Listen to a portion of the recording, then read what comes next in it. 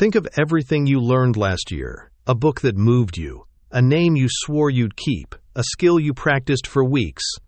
Most of it is already gone. And here's the strange part. It started slipping within the first hour, long before you ever had a chance to use it. So what is your brain actually doing with all of it? This is a story about that loss, and about a question scientists have quietly flipped on its head. For 100 years, we assumed forgetting was the brain failing at its job. What if it's the brain working exactly as it was built to? To measure forgetting, someone first had to catch it in the act. In the 1880s, the German psychologist named Hermann Ebbinghaus turned himself into the experiment.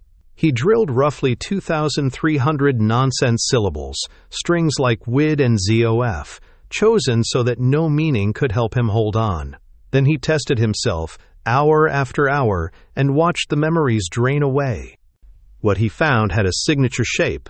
The loss was fastest right after learning, then slowed to a crawl. Within 20 minutes, over 40% had vanished. Within a day, only about a third was left. That famous line, that you lose 90% in a month, rounds up his worst case with meaningless syllables. Real, connected ideas fade more gently. But fade, they do. For decades, we pictured this as passive decay, memories fading like ink left in the sun.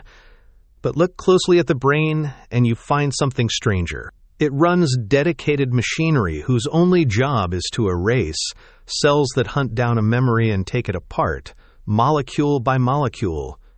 Forgetting isn't the brain wearing out. It's the brain doing work. And we know it's a system because we can jam it. In fruit flies, block the erase signal and a fading memory doubles in strength. In mice, silence one molecular pathway, and a memory that normally dies within 3 days survives past 5. The forgetting was never damage. It was a setting, one the brain can turn up or down, which led one neuroscientist, Ronald Davis, to a heretical idea. Maybe, he said, the brain is designed to forget information, not by accident, on purpose. So when does your brain do this pruning? A great deal of it happens while you sleep. The same slow waves that lock in the day's important memories also sweep away the weak ones. Every night, quietly, your brain replays the day and edits it down, deciding what's worth keeping before you even wake. And sometimes it edits hard. In infancy, the brain grows new neurons so fast that they rewire the very circuits holding your earliest memories, writing right over them. That is the real reason almost no one remembers being a baby. Those first years weren't lost. They were overwritten to build the mind you have now. But you're not just a passenger here. The brain keeps what you prove is relevant, and the way you prove it is by using it. Reread a page, and most of it still slips. Pull the fact back out of memory instead.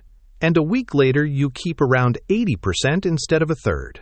Every time you remember something on purpose, you cast a vote to keep it. So here's the answer.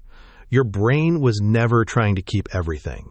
A mind that saved every face, every meal, every dead-end fact, would drown in its own noise, unable to see the pattern that matters. So evolution built the opposite, a system that lets the trivial go to sharpen the useful. As the researchers who study this put it, the real goal of memory isn't perfect recall. It's better decisions.